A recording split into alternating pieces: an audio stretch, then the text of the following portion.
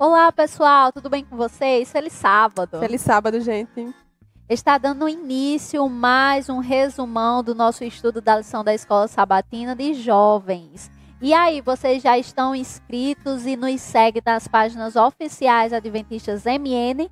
Se vocês ainda não é inscrito aqui no YouTube, se inscreve, ativa as notificações, assim, sempre quando o nosso vídeo for ao ar, você vai ser notificado. Não se esquece também de comentar. Comente tanto no YouTube, no Facebook, no Instagram, Adventistas MN. E o importante também, curta e compartilhe. Vamos compartilhar essa mensagem de esperança para um maior número de pessoas, para juntos nós estudarmos ainda mais essa lição tão maravilhosa e nos apaixonarmos, né, pelo estudo Isso da mesmo. lição da Escola Sabatina. Então, a gente tá amando ver a interação de vocês. Então, continue Muito. assim e nos acompanhe também lá nos Adventistas Estrada da Raiz. Se você quer conferir os outros vídeos dos outros trimestres, desde o mês de janeiro que estamos com esse projeto, você também pode conferir lá nessa página, Adventistas Estrada da Raiz. Isso mesmo.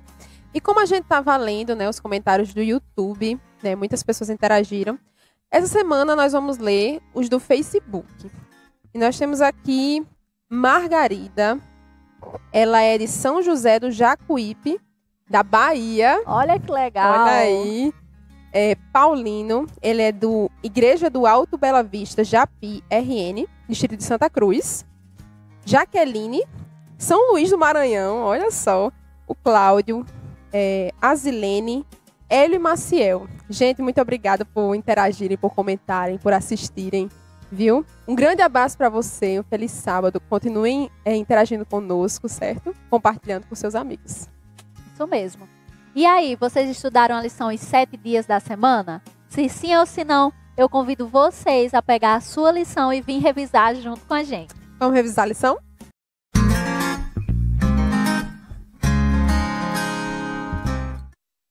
O tema da lição dessa semana foi Casados com Cristo. E o texto-chave que baseou todo esse estudo foi o capítulo 7 de Romanos até o verso 4 do capítulo 8. No início do capítulo 7, temos um exemplo que Paulo traz sobre algumas orientações de Deus em relação ao seu relacionamento e compromisso no casamento. Né? Que quando você passa pela situação de divórcio, de separação, as orientações de Deus é que isso aconteça quando o seu cônjuge morre.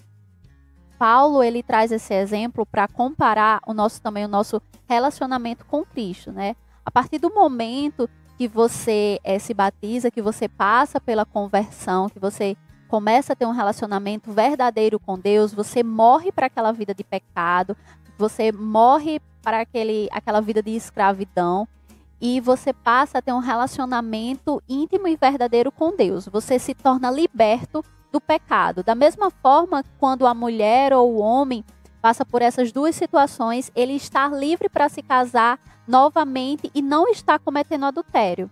Então, ele traz esse exemplo em comparação às alianças, né? Essa vida de conversão e aceitação e libertação e escravidão do pecado. E durante essa semana, né, enfatizou muito isso e nós estudamos muito esse capítulo intrigante e desafiador, que é o capítulo 7 de Romanos. E hoje, aqui no nosso vídeo, nós vamos enfatizar um pouco sobre esse assunto. Então, gente, só reforçando aquela ideia que a gente tem trabalhado nas lições da semana passada, né? Paulo, ele nunca faz uma relação da antiga aliança, né, histórica, com a nova aliança histórica também, né, com Jesus, aliança do Sinai com a aliança de Cristo, né? Ele nunca faz essa relação de que uma foi ruim, né, no caso a antiga, e a outra foi a salvação, como se não existe, como se elas fossem completamente diferentes, como se Jesus, o Deus do Antigo Testamento, era diferente do Novo Testamento, a salvação era diferente. Não é isso. Tudo tem a ver com a nossa resposta. E como é que eu posso ter evidência disso? Lá em Jeremias, né, no capítulo 31, no verso 31 ao 34, Jeremias ele fala sobre a nova aliança. Olha só, ele está no Antigo Testamento falando de uma nova aliança, certo? E fala o seguinte, no verso 32. Porquanto eles anularam a minha aliança, não obstante eu os haver desposado, diz o Senhor. Ou seja, não obstante eu os haver tomado como esposo. Olha só, é a mesma relação que Paulo faz. Então não tem a ver com a antiga aliança que era ruim, que era má. É a nossa relação com Deus. É a nossa resposta. No Antigo Testamento, Jesus ele já tinha a intenção e já tinha literalmente se casado com o povo. Jesus já tinha a intenção de libertar o povo dessa relação de escravidão e tomar o povo como esposo. Da mesma forma como Paulo faz essa comparação para os dias de Jesus em diante. Esse capítulo 7, né, de Romanos, nós devemos estudar com bastante cuidado para que ele não nos causione dúvidas, né, questionamentos sobre a lei de Deus, se ela é boa, se ela é ruim. Se ela já passou. Exatamente. E só que no verso 7 do capítulo 7, né, Paulo, ele traz um questionamento muito interessante, ele começa a exaltar a lei e ele enfatiza ao contrário disso que eu acabei de falar para vocês, né? Olha só, no verso 7 diz o seguinte: que diremos então? A lei é pecado? De maneira nenhuma. De fato, eu não saberia o que é pecado a não ser por meio da lei. Pois, na realidade, eu não saberia o que é cobiça se a lei não dissesse não cobiçarás, e etc, né? O restante do capítulo vem exaltando muito essa questão da lei. E é justamente isso que o capítulo enfoca, né, Esther? Uhum. É justamente assim, a lei, ela vem nos mostrar o que é pecado, o que é errado fazermos, né? E a partir do momento que você tem a conversão em Jesus, que o Espírito Santo, ele abre a sua mente, e como a gente já disse, tira aquele véu, né, você começa a enxergar a lei dessa forma, que ela é algo que liberta você, é algo que vai te ajudar, né? E o restante do capítulo, Paulo também enfatiza que a questão de, antes de você se converter, né, você era casado com o pecado. Então, Cristo, ele não poderia reinar na sua vida, porque você era casado com pecado, suas atitudes eram erradas, né? Você cria de uma forma diferente. Mas a partir do momento, né, que você deixa esses desejos da carne, essas paixões mundanas, a lei do pecado, ela não mais vai habitar em você. Você vai ter um novo relacionamento, você vai estar liberto de toda essa escravidão com esse novo relacionamento em Cristo, né, que o Espírito Santo, ele trabalhou na sua vida. É verdade. Sonara, tem uma questão assim que eu acho muito interessante, que eu fiquei me perguntando, e eu acredito que se você lê atentamente, ou já leu atentamente esses versos, você fica pensando muito, viajando sobre isso. O verso 9 diz assim, Paulo diz assim: outrora, sem lei, eu vivia, mas sobrevindo o preceito, reviveu o pecado e eu morri. Isso é muito interessante, porque você fica se perguntando, eu li tudo esse capítulo aqui, né? Então é melhor viver sem lei, já que ele veio a lei, ele morreu, ele viu que estava pecando e morreu. Antes ele estava vivendo de boa. Só que tem um pensamento que é muito interessante, que me chama a atenção. Antes de você conhecer o que é bom, você é acostumado com o que é ruim. Você só repara que está vivendo de forma ruim quando você vive uma coisa boa. Isso é muito interessante, porque quando a gente lê esses versos aqui, a gente vê realmente que Paulo, ele fala assim, que eu vivia sem lei, né? E eu estava de boa. É tipo assim, você pode interpretar dessa forma, eu estava vivendo de boa. Aí eu conheci a lei e ela me mostrou que eu estava errado. E eu morri. Tipo assim, ela mostrou, me condenou. Então é melhor viver sem lei, você pode chegar a pensar, né? Só que como eu disse, você só sabe o que é ruim quando você conhece o que é bom, né? Então, uma vida, por exemplo, vamos lembrar dos 10 mandamentos, né? Não matarás, não adulterarás, não assassinarás. Imagine alguém, que é bem difícil, né? Alguém não ter consciência de que isso é errado. Mas imagine, assim, aquelas coisas dentro do nosso coração, né? Que a gente a gente guarda, a gente fica alimentando, né? Pensamentos de ódio, essas coisas. Imagine, você não sabe que isso é realmente uma coisa errada. Você continua vivendo. Tá, você vive normalmente, mas não é tão bom você viver liberto disso, né? Então, as pessoas que não conhecem a lei de Deus, que não conhecem a profundidade da lei de Deus, elas vivem uma vida normalmente. Mas a partir do momento que você reconhece, assim, você olha para a lei, nossa, o que eu estou fazendo, a forma como eu estou vivendo está errada. E você cai em si, se vê condenado, né? Mas é justamente para te libertar daquilo, porque existe uma vida melhor, né? E o mais interessante, Esther, é que é como se você estivesse livre de algo, você assim, ufa, é literalmente aquilo que você consegue enxergar as coisas, né? né? Como se você fosse para um lugar escuro e de repente aparecesse uma luz e você consegue enxergar as coisas melhores, né? De uma forma melhor, você consegue ver o caminho por onde você estava indo. Vale, esse caminho é cheio de pedras. É literalmente uma libertação. Exatamente. Né? E Paulo, ele quer mostrar isso. O quanto a lei é boa, agradável e perfeita. Isso. E ressaltando o que a gente tem estudado na semana passada. Apesar da lei, ela mostrar que você está errado, ela ainda não te salva. Quem é que te salva?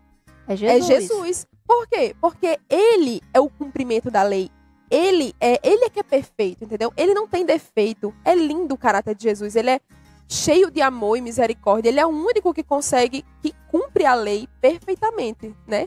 Como nós vimos, o cumprimento da lei é o amor. Então, Jesus é esse ser perfeito. Então, quando a gente olha para a lei, a gente cai, né? Nossa, tô errado, tô perdido, tô condenado. Mas a lei vai te levar para Jesus, porque ele é quem pode te salvar, né? E Paulo quer enfatizar esse tipo de relacionamento, né? É você sair do seu relacionamento antigo, do seu casamento antigo, né? E você ter essa nova oportunidade desse novo relacionamento com Deus, né? Exatamente. Com Jesus, para dar essa verdadeira libertação. De viver de forma diferente, né? Completamente diferente de como a gente tem vivido. E a lei, ela é importante para isso. Verdade. Agora a gente vai falar um pouco sobre o que eu acredito, assim, particularmente, é um dos textos, assim, mais reconfortantes para mim na Bíblia. Um dos mais que me aliviou muito em alguns momentos da minha vida. Que é o seguinte, a partir aqui do verso 13, mais ou menos, Paulo, ele começa a falar da sua experiência, né, da lei do pecado e da lei de Deus. E é muito bom, sério, é muito bom você ver alguém. Imagine, quando você pensa em Paulo, eu penso em uma pessoa super dedicada, super espiritual, e ele dedicou a vida dele para no desafio de falar para outras pessoas do amor de Jesus. Foi isso, para levar a mensagem de salvação, certo? Então é uma pessoa assim super espiritual, uma pessoa super assim de Deus, né? Mas ele fala umas coisas assim que são muito reconfortantes. No verso 15 aqui, né? A luta espiritual, né? Ele fala da luta espiritual. O verso 15 fala o seguinte: porque nem mesmo eu compreendo o meu próprio modo de agir, pois não faço o que prefiro, e sim o que detesto. Ora, se faço o que não quero, consinto com a lei que é boa. Nesse caso, quem faz isso já não sou eu, mas o pecado que habita em mim. Nesses textos, né, Paulo fala mais ou menos que ele tem prazer na lei de Deus.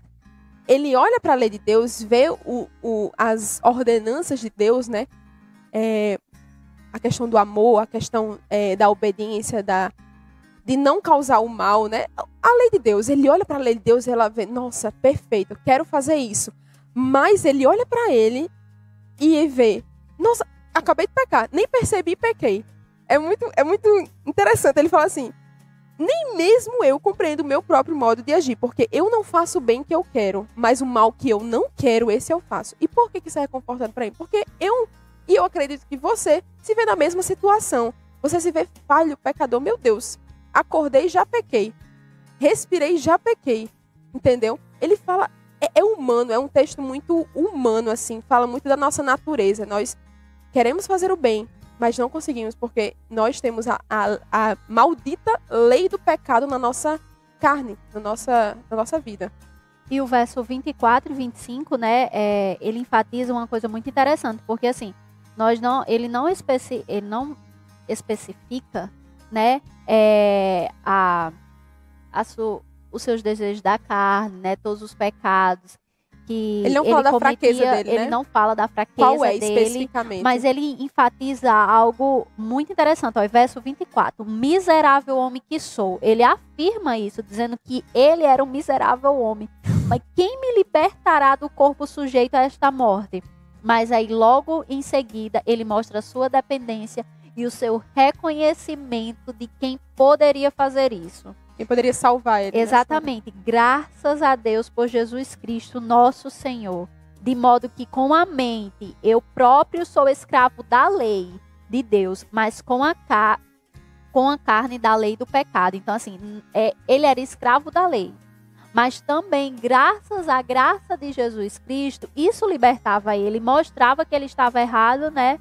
E poderia ter um novo relacionamento com Deus e isso libertar ele. É verdade. Então, por que isso é reconfortante, né? Porque quando a gente vê essa nossa tendência, eu não sei você, mas você também, né, Sonara? Quando vê Paulo para um homem santo, um homem de Deus, assim, ele é igual a gente. Nossa, quero guardar a lei de Deus, quero fazer o que é certo, quero rejeitar o que é ruim. Mas você acaba, na sua fraqueza, você acaba se percebendo como alguém que está se traindo. E ele era do mesmo jeito. Então, ele fala, né, miserável homem que sou, quem me livrará desse cadáver, né, que é o corpo da morte, é o cadáver, é aquela vida velha que ele ainda leva em si, né? E o mais interessante é porque assim, no momento que a gente passa pela conversão, a gente tem esses questionamentos, né, Sim. de tipo, então eu não vou mais pecar. Então, eu estou liberto de tudo isso, eu já estou salvo, eu não preciso mais guardar os 10 mandamentos. Mas assim, quando você acorda no outro dia, Sim. logo depois do seu batismo, você descobre que não é assim. Sim. Que você continua pecando, que você continua tendo os mesmos pensamentos. Ops, e isso vai continuar ainda em mim? Né? E justamente, a lição da quinta-feira, o título é muito interessante. Poderia resumir tudo isso que a gente falou aqui. Lutando mais seguros. A partir do momento que você se entrega a Jesus e tem esse relacionamento de um casamento com Jesus, você vai continuar lutando, mas é agora de uma forma segura. Você está do lado certo. Né? Exatamente. Agora, eu estou do lado certo. Eu estou com uma pessoa... Do lado vencedor. Pronto, do lado vencedor. Eu estou agora num relacionamento sério. Sim. Mesmo confiável. De que eu posso cair e levantar e vai ter uma graça, né? Que vai me reerguer novamente, né? Exatamente. E Ellen White fala, né? Num dos livros muito maravilhosos, que quem não leu, aconselhamos a ler, que é Sim, Caminho a Cristo. É muito bom. Ela diz assim, ó, quanto menos enxergarmos nossas próprias qualidades, tanto mais vamos admirar a infinita pureza e a bondade do nosso Salvador. Por quê? Porque nada vem de nós, né? Não é o nosso mérito, mas sim da graça e da infinita sabedoria e misericórdia de Deus, né? É Exatamente. tudo por Ele e para Ele, né? A percepção da nossa pecaminosidade nos conduz ao único que pode nos perdoar. Então, a partir do momento que você nota que você é pecador e você reconhece isso, até como Paulo, né? Ele, nos seus ensinamentos, ele falou, você reconhece de verdade essa sua dependência de Deus, né? Isso. E quando uma pessoa, ao perceber seu desamparo, busca Cristo, ele se revela de maneira poderosa. Quanto mais percebemos nossa necessidade de nos aproximar dele e de sua palavra, mais elevada será a visão que teremos de seu caráter e mais plenamente refletiremos sua imagem. Então, quanto mais você reconhece isso, a sua dependência de Deus, e quanto você precisa dele para caminhar, você vai refletir e vai tentar caminhar no caminho, você até é redundante, né? Caminhar no caminho correto, né? Exatamente. Porque a gente vai estar olhando para Jesus, né? É como diz aquele verso, pelo contemplar nós somos transformados. Então, se a gente está olhando para Jesus e olhando menos para a gente, porque é interessante isso, né? Quanto mais a gente se aproxima de Jesus, mais a gente percebe que a gente é pecador. Então, a gente não olha pra gente. A gente vai olhar pra ele. E quanto mais a gente olha pra Jesus, mais parecidos a gente fica dele. Mais semelhança a gente vai se tornando a ele, né? E para encerrarmos, né, essa nossa revisão, né, sobre o estudo dessa semana que foi tão incrível, olha só, os nossos estudos ultimamente, deixa eu só fazer essa observação, das sextas-feiras está sendo incrível. Então, se você, assim, não focou tanto no estudo durante a semana, mas foque nas sextas-feiras. Gente, são comentários incríveis, né, Muito que bons. está tendo no estudo da sexta-feira. E nada diferente como as outras, né? Essa semana enfatiza de que foi algo até que a gente comentou também semana passada. Não fique triste se depois da sua conversão você ainda continua errando. Se você cai tantas vezes durante o dia, assim como nós caímos também.